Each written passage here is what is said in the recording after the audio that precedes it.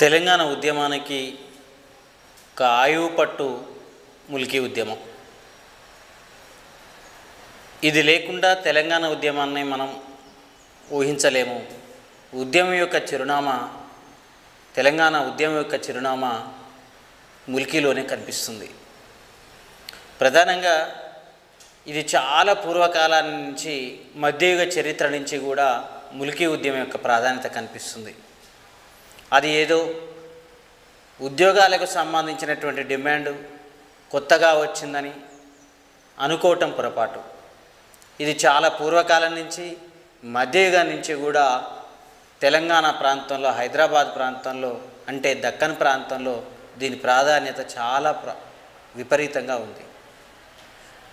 దీని పూర్వరంగాన్ని చూడకుండా తెలంగాణ ఉద్యమం, ఆధునిక తెలంగాణ ఉద్యమాన్ని కూడా మనం గుర్తించలేము. ఉద్యోగాల విషయాల్లో దీని మీద ఒక అవగాహన పెంచుకోకపోతే, చాలా ఇంపార్టెంట్ టాపిక్ కావడం, ఈ టాపిక్ కొంత క్లిష్టమైనది కావడం, వివిధ దశల్లో ఈ ఉద్యమం కొనసాగటం, వేరు పేర్ల మీద వివిధ దశల్లో ఇదే ఉద్యమం కొనసాగటం ముల్కీ ఉద్యమం. ఇది ముల్కీ ఉద్యమంగా ప్రారంభమై 610 జీవోతో దీని స్వభావాన్ని సంపూర్ణంగా మార్చుకొని, లేదా దీని పేరును మార్చుకొని, అనంతరం ఇది 14F రద్దు పేరు మీద కేసీఆర్ గారు నిరాహార దీక్ష చేపట్టి చివరికి తెలంగాణ ప్రకటనను డిసెంబర్ 9 నాటి ప్రకటన రావడానికి ఈ ఉద్యమమే ప్రధాన కారణం. తెలంగాణలో ముల్కీ ఉద్యమం చరిత్ర చాలా ప్రసిద్ధిగాంచిందన్నాం. దీని పూర్వరంగాన్ని మనం పరిగణలోకి తీసుకున్నప్పుడు దీని చరిత్ర, దీని ప్రాధాన్యత ఏందో మనకు అర్థమవుతుంది. అసలు ముల్కీ అంటే ఎవరు, ముల్కీ ప్రాధాన్యత ఎట్లా వచ్చింది, ఇందులో విపరీతంగా ప్రశ్నలకు అవకాశం ఉంటుంది. కాంపిటేటివ్ ఎగ్జామ్లో చాలా స్కోప్, ఇటు గ్రూప్ 1 మెయిన్స్ ఎగ్జామ్కే కావచ్చు, గ్రూప్ 2 లాంటివే కావచ్చు, లేదా ఇతర ప్రిలిమినరీ వాటికే కావచ్చు, ఇతర గ్రూపులకు సంబంధించి, అట్లనే కానిస్టేబుల్, ఎస్ఐ లాంటి ఉద్యోగాలకు సంబంధించి కూడా దీనికి సంబంధించిన కనీస సమాచారమైన అభ్యర్థులకు తెలుసుకోవాల్సినటువంటి బాధ్యత ఉంటుంది. ఈ క్రమంలోనే ముల్కీ ఉద్యమం ఎట్లా ప్రారంభమైంది దీని గురించి చూద్దాం. అసలు ముల్కీ అంటే ఏమిటి అంటే, ముల్కీ అంటే దేశీ అని అర్థం. ముల్కీ అంటే దేశీ అని అర్థం. దేశీ అని అర్థంలో 2 పదాలు ఉన్నాయి. ఒకటి మట్టి, 2 మనిషి. అంటే ఇక్కడి నేలతో అనుబంధాన్ని పెంచుకున్న, ఇక్కడి నేలలోనే భాగమైనటువంటి మనిషి అని అర్థం. దీన్ని ఇంకో రూపంలో చెప్పాలి అంటే సన్ ఆఫ్ సాయిల్ అనేది స్పష్టమైనటువంటి అర్థం ముల్కీకి సంబంధించింది. ముల్కీ అంటే దేశీ అని, మట్టి మనిషి అని, ఈ నేలతో అనుబంధాన్ని పెంచుకొని ఈ నేలలోనే భాగమయ్యేవాడని, సన్ ఆఫ్ ది సాయిల్ అనేటటువంటి నిర్వచనాలు ముల్కీకి ఉన్నాయి. దీన్ని ఇంకొక సాధారణీకరించుకుంటే స్థానికుడు అనే అర్థం కూడా మనకు చూపిస్తుంది. స్థానికుడు అనే అర్థం కూడా చూపిస్తుంది. మొదటగా ముల్కీ ఉద్యమం ఎక్కడి నుంచి ప్రారంభమైంది అంటే మధ్యయుగ పాలన కాలం నుంచి ప్రారంభమైంది. కాకతీయుల కాలం పతనమైన తర్వాత అక్కడ బహమనీ రాజ్యం లేదా బహమనీ రాజ్యం ఏదైతే ఉన్నదో ఇది ఏర్పాటు కానించే మనం ముల్కీ ఉద్యమాన్ని చూడాలి. బహమనీలు ఇక్కడి వారు కాదు. మనం ముల్కీ ఉద్యమాన్ని ఇస్లాం ప్రభావంగా ఎక్కువగా చూస్తాము, కానీ ఆ కాల పాలన అది కాబట్టి ఆ నుంచే ప్రారంభమవుతుంది. బహమనీ రాజ్యం ఇస్లాంలోని ఒక తెగ. ఇస్లాంలో 2 తెగలు ఉన్నాయి. ఒకటి సున్నీ అనేటటువంటిది, 2 షియా అనేటటువంటిది. దాదాపు ఈ దేశంలో మొదటగా ఉన్న తెగ సున్నీ తెగని, చివరగా వచ్చినటువంటి తెగ షియా తెగని. బహమనీ రాజ్యవంశం, షియా రాజవంశం అంటే వీళ్ళు ఇక్కడి వాళ్ళు కాదు. ఎవరి బహమనీ అంటే పర్షియా ప్రాంతం నుంచి వచ్చినటువంటి వారు. కానీ ఈ రాజరికంలో కూడా లేదా ఈ పాలనలో కూడా ఉద్యోగ అవకాశాలు లేదా ఉపాధి అవకాశాలు అనేవి చాలా ప్రాధాన్యత కలిగింది. బహమనీ రాజ్యం కాలం నుంచి పరిగణలోకి తీసుకుంటే ఈ బయటి ప్రాంతం నుంచి వచ్చి ఈ రాజ్యంలో లేదా ఈ పాలనలో అన్ని ఉద్యోగ అవకాశాలను బయటి వాళ్ళు స్వీకరించిండ్రు. ఫలితంగా ఇక్కడి వాళ్లకు అవకాశాలు రాలేదు అనేది ఒక ప్రధానమైనటువంటి అంశం. అందులో ఏమిటి అంటే స్థానికులను దక్కనీలు అని, అంటే మనం అనుకుంటున్న సున్నీలు ఇప్పుడు దక్కనీలు అని, షియాలు ప్రధానంగా అపాకీలు అంటే నాన్ లోకల్స్ అని పేరుతో పిలువబడతాం. అంటే దక్కనీ వర్సెస్ అపాకి, సున్నీ వర్సెస్ షియా అనేటటువంటి నేపథ్యం కూడా మనకు కనిపిస్తుంది. దక్కని అనేటటువంటి వాడు ఇక్కడ స్థానిక పదజాలాన్ని చూపిస్తుంది. అపాకి అనేటటువంటి పదంలో అర్థం స్థానికేతరుడు అనేటటువంటి పదాన్ని చూపిస్తుంది. అయితే బహమనీ రాజ్యం అపాకీలకు అవకాశం ఇవ్వడంతో దక్కనీలు అసంతృప్తికి గురైనరు. ఫలితంగా అవసరమైన సందర్భంలో దక్కనీలు సహాయ నిరాకరణ చేయటం ప్రారంభించిండ్రు. అసంతృప్తికి గురైన దక్కనీలు. ఈ క్రమంలోనే రెండవ మహమ్మద్ షా కాలంలో జరిగిన దండయాత్రల్లో దక్కనీలు ఏ విధమైనటువంటి సహాయ సహకారాలు అందలేదు. ఈ క్రమంలోనే ఈ యొక్క రెండవ మహమ్మద్ షా ప్రధాని హసన్ అతిపెద్ద సైన్యంతో దాడికి వెళితే తిరిగి వస్తూ చాకన్ దుర్గంలో రెస్ట్ తీసుకుంటున్నప్పుడు స్థానికులు అయినటువంటి దక్కనీలు వేరే ప్రాంతంలో రెస్ట్ తీసుకుంటున్నటువంటి సందర్భం, అంటే ఒకే దగ్గర వీరు ఇరువురు కలిసి ఉండని సందర్భం ఉన్నది. ఈ సందర్భంలోనే బహమనీ శత్రువులు దాడి చేసి హసన్ని హత్య చేసినారు. ఆ తర్వాత కొంతకాలానికే బహమనీ రాజ్యం కూలిపోయింది. అంటే బహమనీ రాజ్యం పతనానికి ఏది కారణమైనటువంటిది అంటే దక్కని అపాకి, అంటే ముల్కీ నేపథ్యమే బహమనీ రాజ్య పతనానికి దారితీసింది అని అర్థం. ఆ తర్వాత ఇక్కడ కుతుబ్ షాహీల పాలన కనిపిస్తుంది.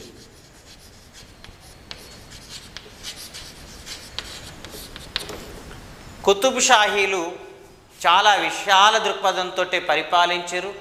తమ పాలనా కాలంలో అలాంటి ఘర్షణ తలెత్తకుండా మ్యాక్సిమం ప్రయత్నం చేశారు. కానీ అడపాదడప అలాంటి ఆరోపణలు అయితే వీళ్ళ కాలంలో కూడా వచ్చినాయి, కానీ చాలా స్వల్పం అని చెప్పవచ్చు. అబుల్ హసన్ తానీషా మరీ స్థానికులైన అక్కన్న మాదన్నలకు కూడా అత్యున్నతమైనటువంటి స్థానాలు ఇచ్చినట్టుగా మనకు కనిపిస్తున్నది. పైగా గోల్కొండ రాజ్యం కూడా షియా రాజ్యమే. వీళ్ళు కూడా పర్షియా నుంచి వచ్చినటువంటి వాళ్ళే. కాబట్టి గోల్కొండ రాజ్యం మీద అవకాశాలు పొందని చాలామంది సున్నీలు ఢిల్లీ ప్రభుత్వానికి విపరీతంగా ఫిర్యాదులు చేయటం, ప్రధానంగా షియా రాజ్యాన్ని అంటే అపాకీ రాజ్యాన్ని భారత్లో లేకుండా చేయాలని ఔరంగజేబు ప్రయత్నం చేసిండు. ఫలితంగా ఈ కారణరీత్యా ఔరంగజేబు గోల్కొండ మీద దాడి చేసి దాన్ని విధ్వంసం చేసి ఇక్కడ తన అనుచరుడైనటువంటి కొత్త రాజవంశాన్ని ఈడ ప్రారంభింపజేసిండు. నిజాంలు లేదా అసఫ్ జాహీల పాలనా కాలం అని చెప్పేసి అంటారు. సో ఔరంగజేబుతో పాటు నిజాంతో పాటు ఈ యొక్క హైదరాబాదు రాజ్యానికి విపరీతంగా అప్పటికే ఉత్తర భారతదేశానికి చెందినటువంటి వాళ్ళు తరలి రావడం జరిగింది. దీనికి ఒక కారణం ఏంటి అంటే ఔరంగజేబు దండయాత్ర, ఇక్కడ పెద్ద ఎత్తున ఉత్తర భారతదేశం వాళ్ళు దక్కన్లోకి రావడానికి, అట్లనే నిజాంల పాలన కూడా ఎక్కువగా బయటి వాళ్ళని భాగస్వామ్యం చేసుకోవటంలో ఎక్కువగా దృష్టి పెట్టడం. నిజాములు కూడా ఒక మాటలో చెప్పాలి అంటే ఢిల్లీ నుంచి వచ్చిన వాళ్ళు కాబట్టి, అంటే బయట నుంచి వచ్చిన వాళ్ళే కాబట్టి ఇక్కడ స్థానికంగా వాళ్ళు సున్నీలు అయినప్పటికీ వాళ్ళు ఎక్కువగా బయటి ప్రాంతాల వారికే ఉద్యోగ అవకాశాలను కల్పించారు. ఈ పరిస్థితుల్లోనే చివరికి 1857 లోపు ఉన్నటువంటి పరిణామాల్ని మనం పరిగణలోకి తీసుకోవాలి. కాబట్టి నిజాంల కాలంలో మనం మూడు దశలుగా ముల్కీ ఉద్యమాన్ని చూడాల్సి ఉంటుంది. ముల్కీ ఉద్యమాన్ని 3 దశలుగా చూడాల్సి ఉంటుంది. అందులో ఒకటి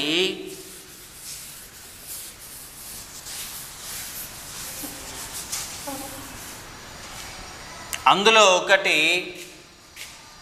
1853 నుంచి 1883 వరకు మొదటి దశ. రెండవ దశలో 1883 నుంచి 1911 వరకు ఇంకొక దశ. మూడవ దశని 1911 నుంచి కూడా మనం 1948 వరకు ఇది మూడవ దశ అని చెప్పేసి అంటాం. ఈ 3 దశల్లో ముల్కీ ఉద్యమాన్ని మొదటగా చూడవలసి ఉంటుంది.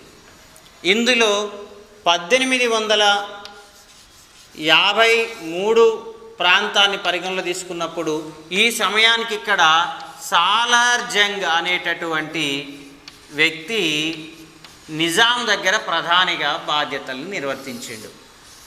హైదరాబాద్ లేదా నిజాం రాజ్యాన్ని ఆధునీకరించిన వ్యక్తిగా, అనేక సంస్కరణలను తీసుకొచ్చినటువంటి వ్యక్తిగా మొదటి సాలార్ జంగ్ను పేర్కొంటాం.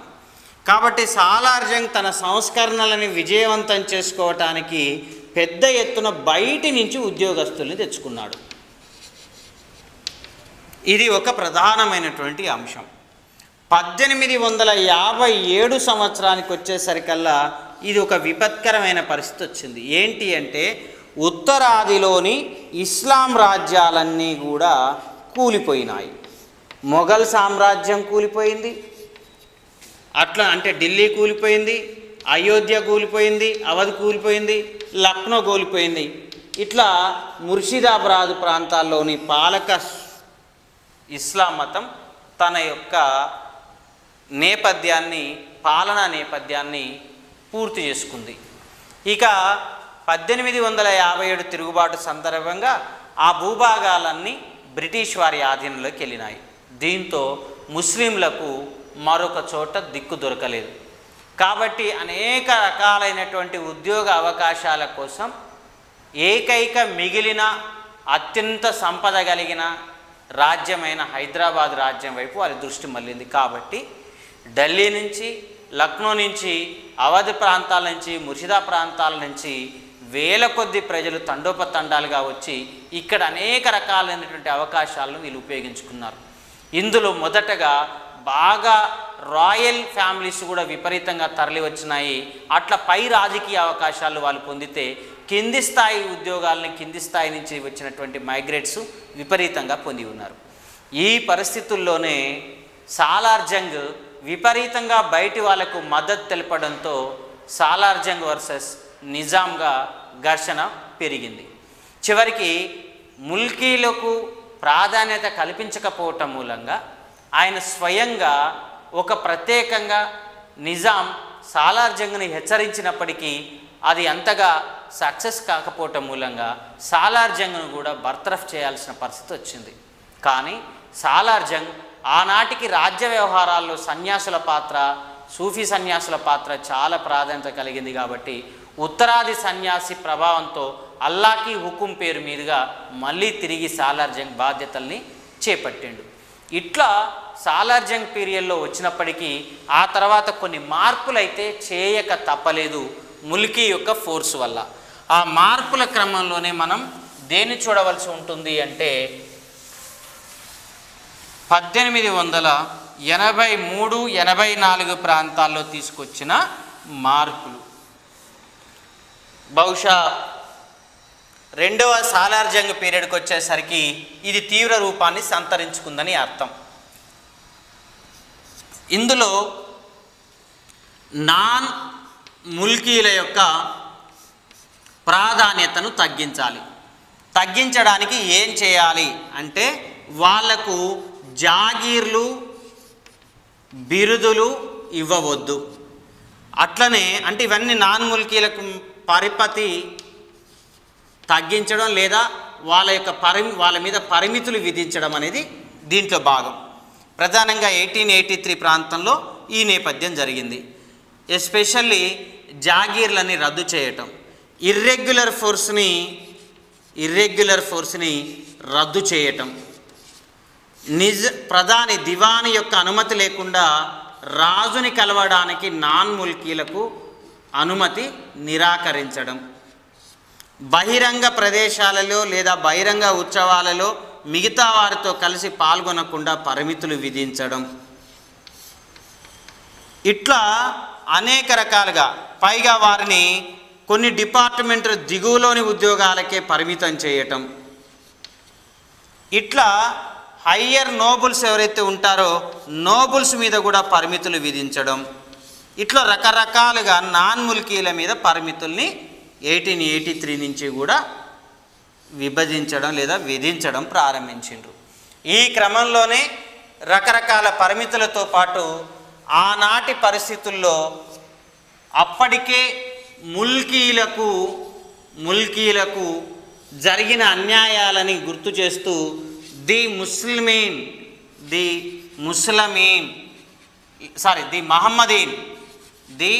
మహమ్మదీన్ అనేటటువంటి పత్రిక వార్తలను ప్రచారం చేసింది. వాళ్ళ లిస్టుల్ని కూడా బయటికి ప్రకటించడం ప్రారంభమైంది. కానీ 1883లో వాస్తవంగా చెప్పాలి అంటే ఇది 1884 ఫిబ్రవరి 21న ఉర్దూని అధికార భాషగా ప్రకటించారు. ఇది 1888లో గెజిట్గా ప్రకటించబడ్డది అని చెప్పేసి మనం అనుకుంటాం. 1301 15 ఉల్ రబ్సానీ అనే పేరు మీదుగా గెజిట్ విడుదల కావటం జరిగింది. అంటే ఉర్దూ అధికార భాషగా ప్రకటించడం అంటే పర్షియన్ భాష స్థానంలో ఉర్దూ అధికార భాష కావడం అంటే ఉత్తరాది ప్రాధాన్యతను పెంచడం. అప్పటిదాకా ఇక్కడ ఉర్దూ లేదు కదా. ఉర్దూ వాస్తవానికి నాన్ ముల్కీల భాష మొదటగా, కానీ నాన్ ముల్కీల భాష ఇప్పుడు అధికార భాషగా ప్రకటించడం జరిగింది. ఈ పరిస్థితుల్లో అనేక అవకాశాలని మళ్ళీ తిరిగి నాన్ ముల్కీలు పొందడం ప్రారంభించారు. ఈ నేపథ్యం మీద ప్రధానంగా మహబూబ్ అలీ పాషా కాలంలోని గార్డియన్ పాత్ర పోషించినటువంటి సాలార్ జంగ్ పీరియడ్లో ఇవి మరిన్ని అవకాశాలను నాన్ ముల్కీలు పొందినారు. దీనితో రోజు రోజుకు ఘర్షణ విపరీతంగా పెరిగింది. ఈ ఘర్షణ క్రమంలోనే అంతిమంగా 7వ నిజాం పాలనలోకి వచ్చిండు. ఇది చాలా ప్రాధాన్యత కలిగినటువంటి అంశం.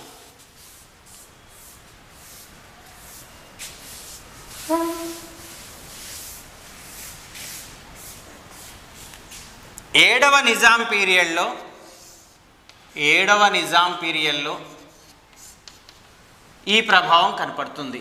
అయితే దీనికి ముందే 1894లో నిజాం ప్రభుత్వం ఒక అధికారిక ప్రకటన చేసింది, లేదా అధికార పత్రాన్ని ఉద్యోగాల విషయంలో విడుదల చేసింది. ఆ అధికార పత్రం ప్రకారం వాస్తవానికి 1892లో ఒక డ్రెస్ కోడ్ను కూడా రిలీజ్ చేసింది. కానూన్ ఈ ముబారక్ షా అనే పేరు మీద కానూన్ ఈ ముబారక్ షా పేరు మీద 1892లో ఒక డ్రెస్ కోడ్ను కూడా రిలీజ్ చేసింది. 1894లో ఒక అధికారిక ప్రకటన కూడా రిలీజ్ చేసింది. అన్ని ఉద్యోగాలు కాకుండా కొన్ని ఉద్యోగాలు మాత్రమే ప్రకటించింది. 680 ఉద్యోగాల లిస్టును ప్రకటిస్తే అందులో నాన్ ముల్కీలు చాలా పెద్ద స్థానంలో ఉన్నారు. దాదాపు 447 మంది నాన్ ముల్కీలు ఉంటే ముల్కీలు కేవలం 233 మంది మాత్రమే ముల్కీలు ఉన్నారు. 447 మంది నాన్ ముల్కీల్లో నాన్ ముల్కీ హిందువుల సంఖ్య ఎంత అంటే 43 మంది. ముల్కీల్లో హిందువులు లోకల్ ముల్కీల యొక్క సంఖ్య ఎంత అంటే 20 మంది.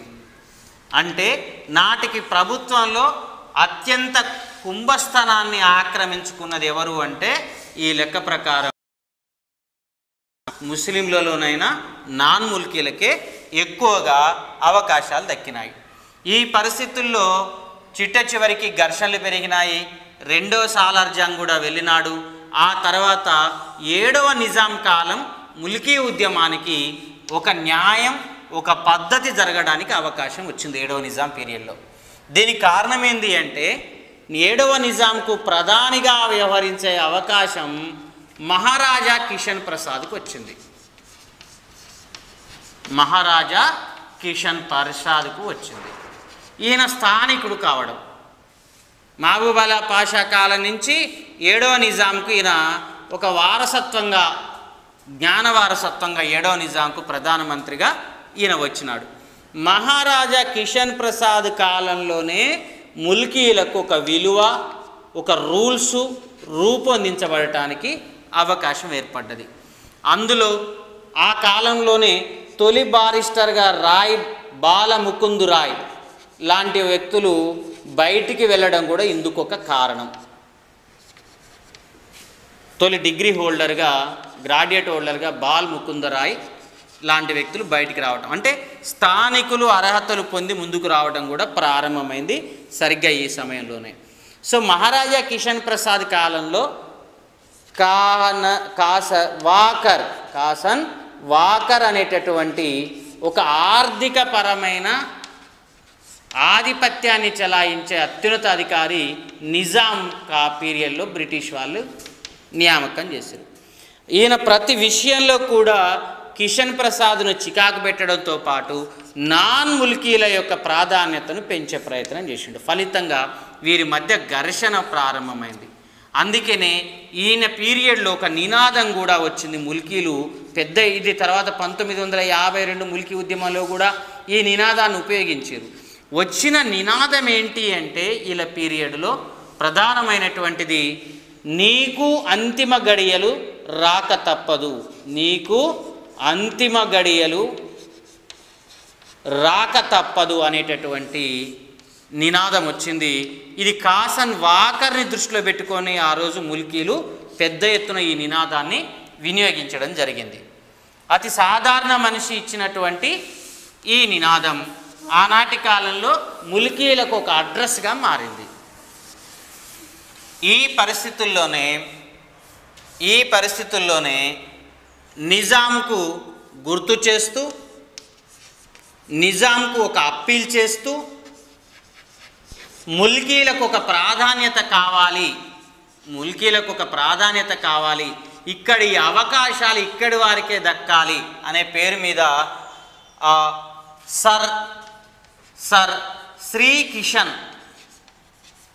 కిషన్ అనేటటువంటి ఆయన, 2 బారిస్టర్ నిజాముద్దీన్